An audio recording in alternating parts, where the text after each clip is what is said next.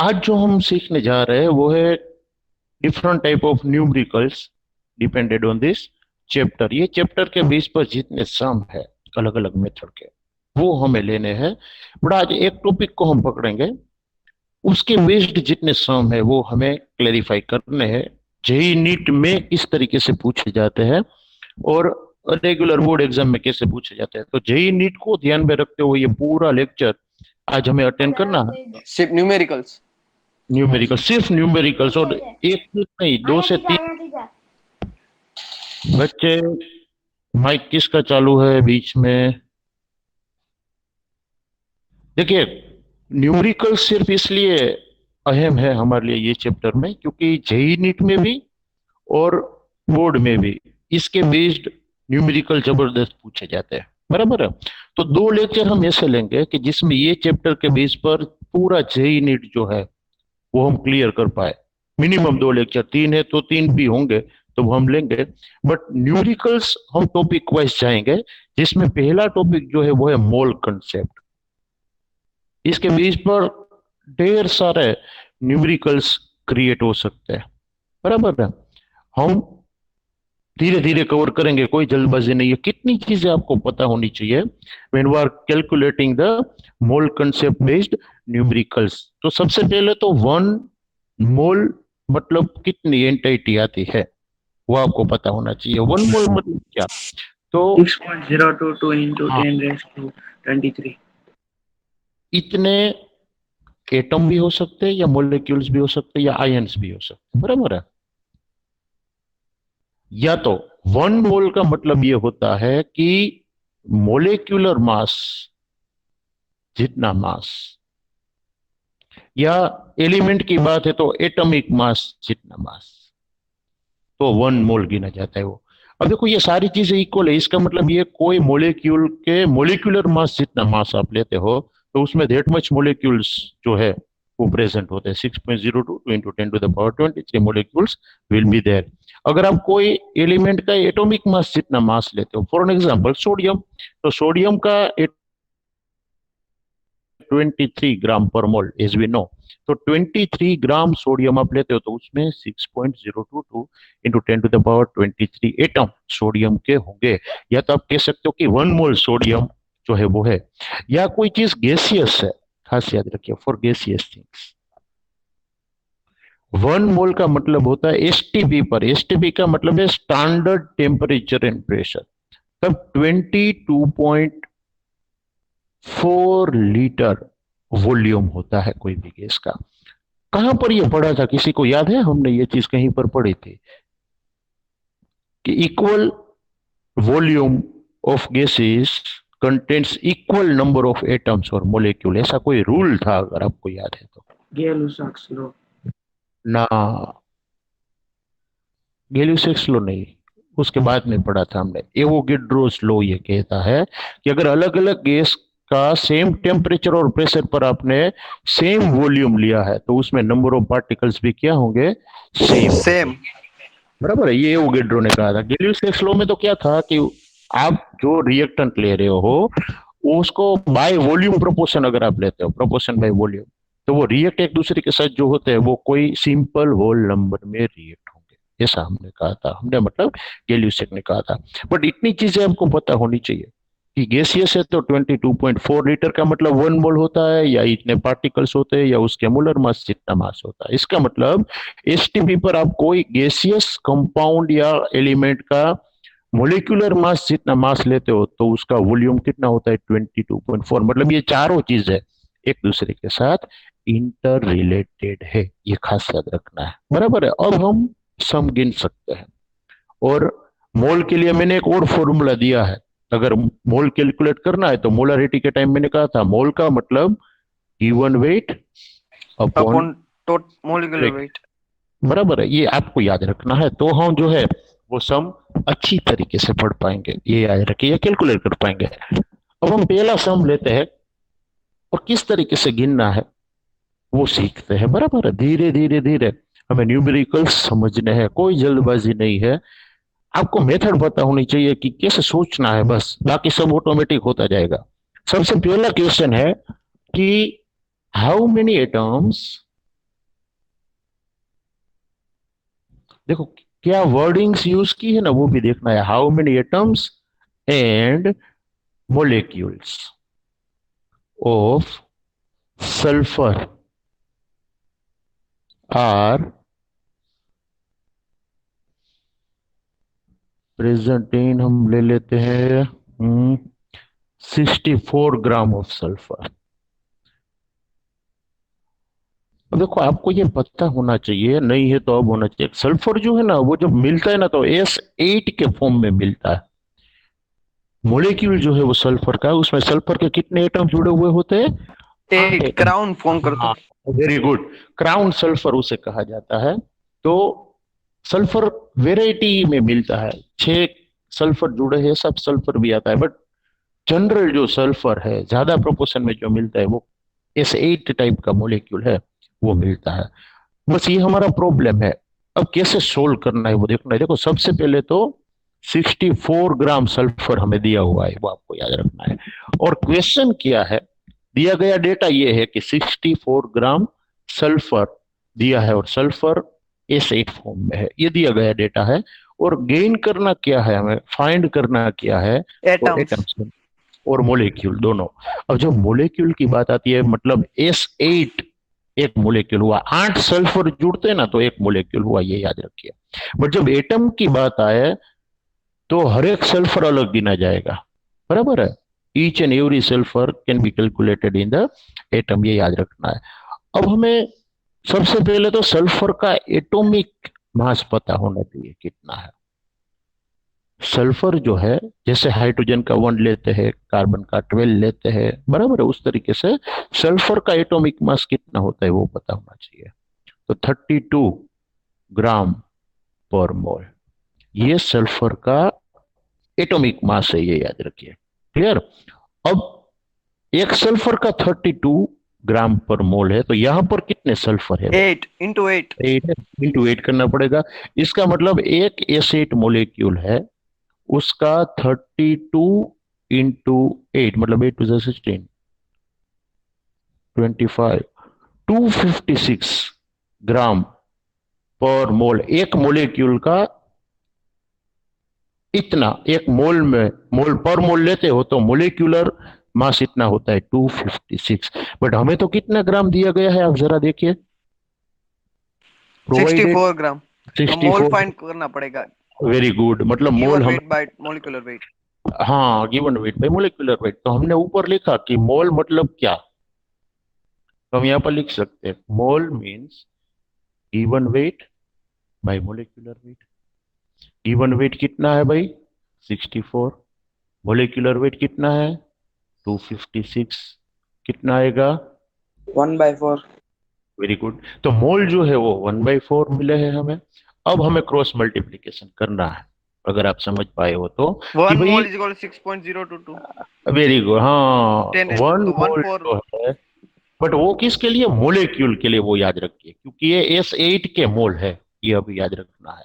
S8 के 1/4 मोल है, तो 1 मोल मतलब 6.022 इंटू 10 to the power 23। अब एटम नहीं लिखना है, क्या लिखना पड़ेगा? मोल मॉलिक्यूल्स। 1 मोल मतलब इतने मोलिक्यूल्स होते हैं, तो 1/4 मोल्स मतलब कितने मोलिक्यूल। तो हमें क्या करना पड़ेगा, ये नंबर ऑफ एवोगेड्रो नंबर जो है उसे 1/4 से मल्टीप्लाई करना पड़ेगा, या 4 से डिवाइड करना पड़ेगा, बराबर है। तो हम लिखेंगे कि एसिड के कितने मोलिक्यूल्स होंगे, तो 6.022 इंटू 10 to the power 23/4 आएगा, बराबर है। तो 10 to the power 23 तो ऐसे ही रहेगा। 6.022 को 4 से डिवाइड करो, 60 जो है वो 4 से डिवाइड होता है तो 1.5 आता है ना, तो 1.5 और 20 जीरो समथिंग आएगा, लगभग 5 समथिंग, मतलब हम उसे 6 कर देते हैं, बराबर है। 1.506 इंटू 10 to the power 23 क्या होंगे? मोलिक्यूल्स। मॉलिक्यूल्स। बराबर, किसमें? 64 ग्राम में। 64 ग्राम सल्फर अगर हमने लिया है तो इतना मोलिक्यूल्स जो है वो हमें मिलेगा वहां पर, वो हमें याद रखना है। और काम नहीं है तो माइक बंद कर दो बेटा। इतने मोलिक्यूल्स होंगे, बट एटम कितने होंगे? क्योंकि हमें तो क्वेश्चन में दोनों पूछे हैं, देखो, नंबर ऑफ मॉलिक्यूल्स भी पूछे, एटम भी पूछे। अब तो एक सिंपल क्रॉस मल्टीप्लिकेशन बाकी रहा कि भाई 1 molecule of sulfur contains 8 sulfur atoms। अब हमारे पास कितने मोलिक्यूल्स है 64 ग्राम में?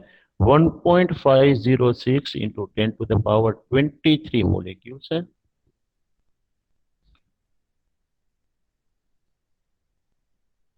How many sulfur atoms are there? We have to multiply that number of molecules into it. It will give the answer for number of atoms. So we can write that number of sulfur atoms present in 64 gram एसेट is equal to क्या आएगा? ये जो molecules है 1.506 into 10⁻23, उसको हमें 8 से multiply करना पड़ेगा, क्योंकि एक एसेट में 8 सल्फर है, तो 1.506 इंटू 10⁻23 में कितने होंगे? 8 से मल्टीप्लाई करो, तो 10⁻23 तो वैसे ही रहेगा, बराबर है। और ये हो जाएगा 120, और 6 इंटू 8 कर दो 48। 12.048. या तो आप ये लिख सकते हो 10 1.2048। raised to 24 very good. और ऐसा हमने क्यों लिखा, कोई कहेगा? स्टैंडर्ड फॉर्म में लिखने के लिए। हाँ, बस ये ध्यान में रखना है कि ये चीज आप लिखते तो कोई गलती नहीं थी, आप सही थे, बट रूल ये कहता है कि बने तब तक आपको स्टैंडर्ड फॉर्म में लिखना है। क्लियर? किस तरीके से सम गिनना है वो, अगर स्क्रीनशॉट खींचना है तो खींच लो, अगर आप साथ में लिख नहीं रहे हो तो। सर थोड़ा स्मॉल करो तो मिनिमाइज स्क्रीन। मिनिमाइज नहीं, मैं 2 बार, क्योंकि वरना पढ़ नहीं पाओगे। पहले एक स्क्रीनशॉट इसका खींच लो, बाद में मैं अपडेट कर ओके सर।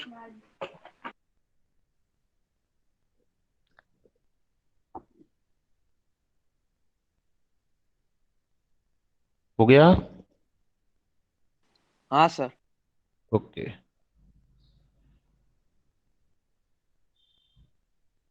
ले लो दूसरा स्क्रीनशॉट ले लो।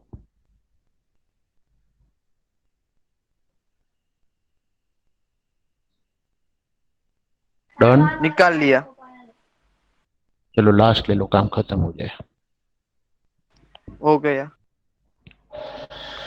रेडी? तो हमें ना टाइम नहीं बिगड़ते लिखने में, क्योंकि आप स्क्रीन पर भी हो और लिख भी पा रहे हो, दोनों साथ में नहीं हो पाएगा, स्क्रीनशॉट खींच लिया करो।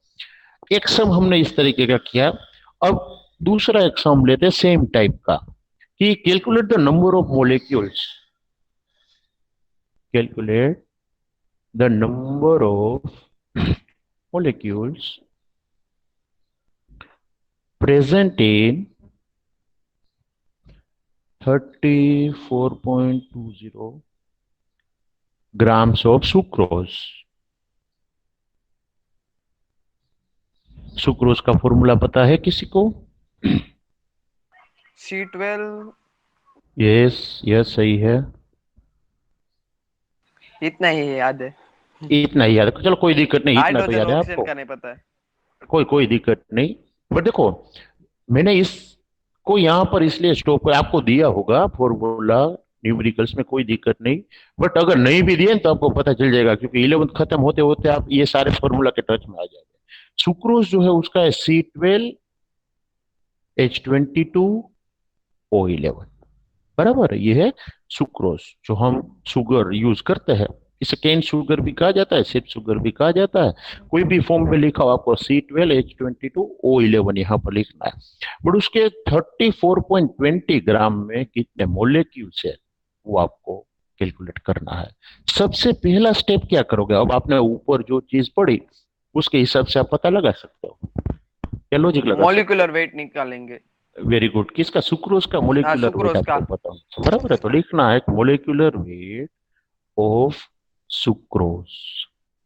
अब क्या करोगे? हर एक एटॉमिक वेट का पता होना चाहिए। कार्बन का एटॉमिक वेट 12 है, हाइड्रोजन का 1 है, और ऑक्सीजन का 16 है। तो हमें क्या लिखना पड़ेगा? 12 कार्बन है प्लस 22 हाइड्रोजन है प्लस 11 ऑक्सीजन है।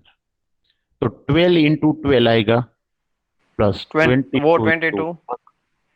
और 11 इंटू 16 आएगा। 12 इंटू 12 मतलब 144 144 144 22 प्लस 16 इंटू तो 176 आएगा, 176 बराबर है। टोटल हो 240 जाएगा 342 ग्राम पर मोल। एक मोल में शुगर 342 ग्राम आता है, मतलब मोलिक्यूलर वेट आपको मिल गया, बराबर। हर बार मोलिक्यूलर वेट नहीं दिया हो तो आपको कैलकुलेट करना पड़ेगा। अब हमें क्या कैलकुलेट करना है, नंबर ऑफ मोलिक्यूल्स कितने प्रेजेंट होते हैं किसमें। तो 34.20 ग्राम में सुक्रोज के इतने ग्राम अगर आपने लिए तो कितने मोलिक्यूल्स आते हैं वो आपको देखना है। क्लियर। तो अब हमें मोल्स ढूंढना है।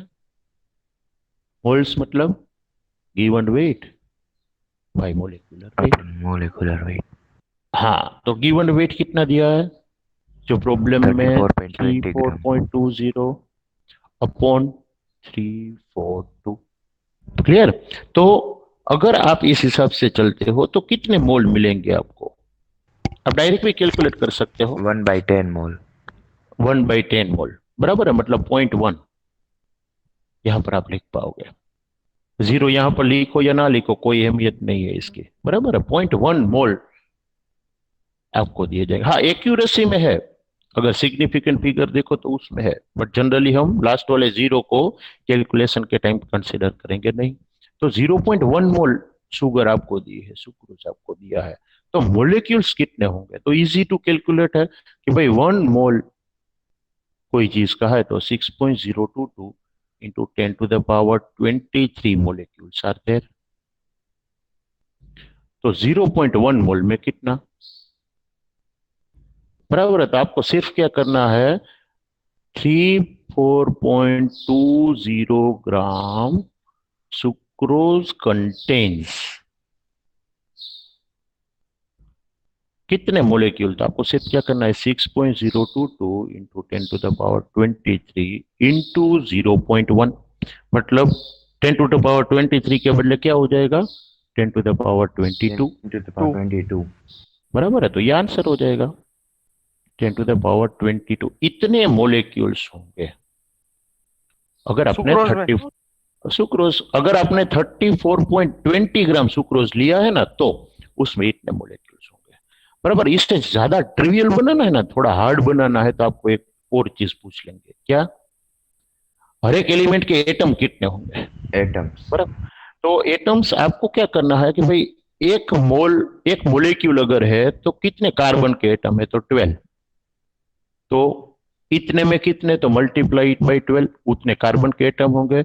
एक मोलिक्यूल में 22 हाइड्रोजन है तो इतने मोलिक्यूल में कितने, तो मल्टीप्लाई इट बाई 22, तो आपको हाइड्रोजन एटम्स के नंबर मिलेंगे।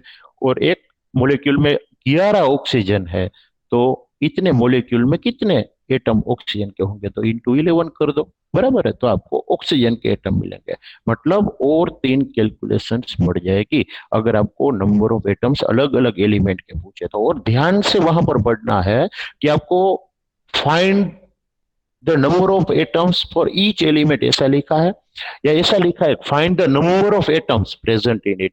तो आपको क्या करना पड़ेगा, एक मोलिक्यूल में कितने एटम है, अगर टोटल डायरेक्ट आंसर देना है तो एटम कितने हैं, देखो सारे एलिमेंट के एटम गिनने 12 प्लस 22 प्लस 11, तो 33, 34, 35 और 45 एटम। 45 हाँ, एक मोलिक्यूल में 45 एटम है तो इतने में कितना, तो डायरेक्ट मल्टीप्लाई 45 से करना है तो पूरा आंसर आपको, टोटल नंबर ऑफ एटम्स आपको क्या हो जाएंगे, मिल जाएंगे। इंडिविजुअल गिनना है तो इंडिविजुअल भी गिन सकते हो, और टोटल गिनना है तो आप लोग टोटल भी कैलकुलेट कर सकते हो। ये खास याद रखिए, बराबर। स्क्रीनशॉट खींचना है तो खींच लीजिए ये सम का फटाफट, बराबर है। ये first screenshot number of moles तक आ जाएगा।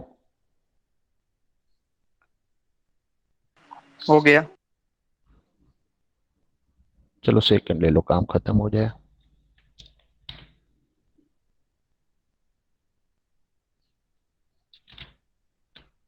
हो गया। एक और सम हम ले लेते हैं जो लीटर वाले बेस पर हो ऐसा, क्योंकि ये वेराइटी हमने नहीं ली है, बराबर है। उसमें लिखो calculate the number of molecules present in 350 centimeter cube of ammonia gas at STP. STP मतलब स्टैंडर्ड टेम्परेचर एंड प्रेशर पर आपको ये कैलकुलेशन करनी है। मैंने आगे कुछ आपको शॉर्टकट्स लिखवा है, उस हिसाब से आप ये कैलकुलेशंस कर सकते हो। एसटीपी पर कोई भी गैस का वॉल्यूम एक मोल का कितना होता है जरा याद करो। 22.4 लीटर। लीटर होता है, देखो आपने वर्ड बोला लीटर वहां पर, और यहां पर हमें जो वॉल्यूम दिया है वो किस में दिया है? Centimetre cube. 1 centimetre 1 cube. Centimetre cube is equal to क्या होता है जरा दिमाग पर जोर। मिलीलीटर। 1 ml। हाँ, तो आपको लिखना है we know that 1 centimetre cube is equal to 1 millilitre. Clear. अब यहां पर आपको क्या पूछा है कि भाई calculate the number of molecules present in 350 centimetre cube of NH3। तो यहां पर लिखना है 8 STP 1 mole gas contains 22.4 liter volume, or we can say that 22,400 ml। कितने ml होता है? ml में हमने क्यों कन्वर्ट किया? क्योंकि यहां पर भी वैल्यू ml में दी है। तो 1 मोल का मतलब इतने ml, या आप उल्टा कर सकते हो 22400 ml मतलब 1 मोल अमोनिया। और 1 मोल अमोनिया मतलब कितने मोलेक्यूल होंगे? 6.022 into 10 to the power 23 molecules होंगे। अब आप सीधा कैलकुलेशन कर सकते हो, देखो कि 22,400 ml अगर है तो 6.022 into 10 to the power 23 molecules होंगे। किसके? अमोनिया के। तो हमारे पास कितना दिया गया है भाई जरा देखो, 350 ml। तो 350 ml में कितना? क्रॉस मल्टीप्लीकेशन ही है, तो लिखना है कि 350 ml अमोनिया कंटेन्स कितने मोलेक्यूल होंगे? तो हम लिखेंगे 350 into 6.022 into 10 to the power 23 upon क्या लिखेंगे? 22,400। इतने मोलेक्यूल्स जो है वो होंगे। अब कट सट कर दो, हो सके उतना। यहां पर 0 0 कट होगा। ये 6 इंटू कितना करेंगे? 35 एक दिया जीरो है ऊपर आपको। कैंसिल आउट हो जाएगा 10⁻22 में। हाँ 22 हो जाएगा, वो एक जीरो का तो कोई दिक्कत नहीं है, इसे आप 22 कर दो, बराबर है। और आंसर जो है वो अब इसके बेस पर लाना है। 35 इंटू 6 करो और डिवाइड बाई 2 टू 4 करो। मल्टीप्लीकेशन टोटल कितना आता है वो देखना है। इंटू 10 टू द पावर 22 तो रहेगा ही, बराबर है। ये एक फिक्स वैल्यू हो जाएगी। 180 190 210 210 समथिंग आएगा, बराबर है। और अपॉन ये पॉइंट कट हो जाएगा, मतलब 2 टू 4, तो ये हो जाएगा 2 टू 4 1 जा 1.2 से थोड़ा कम आएगा, 9 तो नहीं आएगा, नहीं। 210.77 आएगा सर ऊपर। हाँ ऊपर 210 पॉइंट, यही मैं कह रहा हूँ 210 पॉइंट समथिंग आएगा। 77 आ रहा है, कितना आ रहा है? 210.7। 7। ओके 77 आ रहा है, मतलब इसका कट सेट करोगे तो 0.1 आएगा। बट यहाँ से हम एक कट, ये पॉइंट जो है वो कट कर लेते तो क्या होगा? 1.8 समथिंग आ रहा होगा, जो भी आंसर है वो, बराबर है। 1.8 समथिंग आंसर आएगा into 10 to the power 22 molecules total होंगे। इतने मोलेक्यूल्स जो है वो अमोनिया के NH3 के हैं, जो आपको मिलेंगे। 1.8 into 10 to the power 22 molecules will be there in 350 ml of ammonia at STP, बराबर है, ये याद रखना है। एसटीपी मतलब स्टैंडर्ड टेम्परेचर एंड प्रेशर। ये तो मोलिक्यूल की बात हुई। आपको एटम दी है तो आप एटम भी कैलकुलेट कर सकते हो, क्योंकि एक मोलिक्यूल NH3 का है तो उसके अंदर टोटल 4 एटम होते हैं, एक नाइट्रोजन और 3 हाइड्रोजन। तो आपको अलग से नाइट्रोजन का पूछे तो एक क्रॉस मल्टीप्लीकेशन, कि एक मोलिक्यूल में एक नाइट्रोजन का एटम है तो हमें जितने मोलिक्यूल मिले उतने ही नाइट्रोजन के एटम होंगे, और हाइड्रोजन के लिए 3 गुना एटम होंगे, क्योंकि एक मोलिक्यूल में 3 हाइड्रोजन है तो हमें जितने मोलिक्यूल मिले उसे मल्टीप्लाई बाई 3 कर दो। फटाफट स्क्रीनशॉट खींच लो इसका भी, चलो खींचना है तो आगे बढ़े बाद में हम।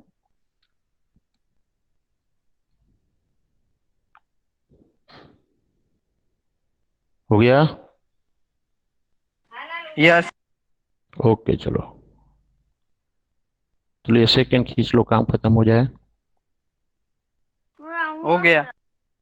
ओके, मैक्सिमम हम ऐसा लेते हैं कि जिसमें थोड़ा आपको जेई नीट के लेवल का पता चले कि किस तरीके से हम ये सम को गिन सकते हैं। बराबर, थोड़ा ट्विस्ट करते हैं सम को। एक सम मैंने ऐसा ढूंढ कर रखा है कि जो हमारे लिए अच्छा है, थोड़ी लॉजिक आपको चलानी होगी। 2 एलिमेंट दिए हैं आपको, याद रखिए 2 एलिमेंट्स आर देयर। एक को हम एक्स कह देते हैं और दूसरे को हम क्या कह देते हैं, वाई। वो एक दूसरे के साथ कंबाइन होते हैं और बनाते हैं 2 compound, combine to form 2 compounds. एक कंपाउंड का फॉर्मूला होगा XY2, मतलब रेशियो 1:2 होगा, एंड दूसरा जो कंपाउंड है उसका रेशियो होगा 3:2, मतलब X3Y2। अब याद रखिए 0.1 मोल अगर हम XY2 वाला कंपाउंड लेते हैं तो उसका वेट होता है, मतलब इट वेइज 10 ग्राम। और अगर हम 0.05 मोल दूसरा कंपाउंड लेते हैं, कौन सा था वो, X3Y2, तो उसका वेट होता है 9 ग्राम। बराबर है। तो हमें एक्स और वाई का एटॉमिक मास कितना है वो कैलकुलेट करना है, मतलब calculate the mass of X and Y. मैं ये नहीं कह रहा हूं कि आपको गिनना है ये सम, बट थोड़ा लॉजिक मुझे सोच कर बताओ किस तरीके से गिनेंगे ये सम को। 10th का मैथमेटिक्स आपको काम में लेना है इसमें, बस, बाकी कुछ नहीं है।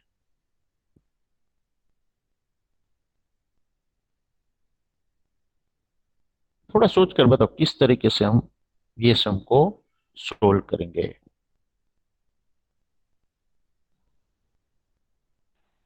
सर इसमें जैसे पहले कंडीशन दी है 0.1 मोल, तो फिर उधर हाँ 0.1 mole is equals to given weight में 10 ग्राम और हाँ, मोलिकुलर वेट में x प्लस 2y ले सकते हैं।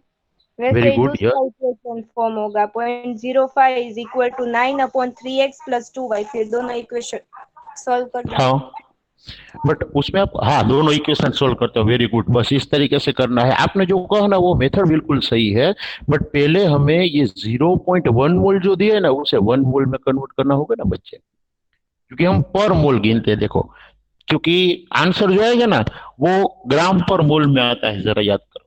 बराबर है। और यहाँ पर 0.1 मोल दिया है तो हमें पहले उसे 1 मोल में कन्वर्ट करना होगा।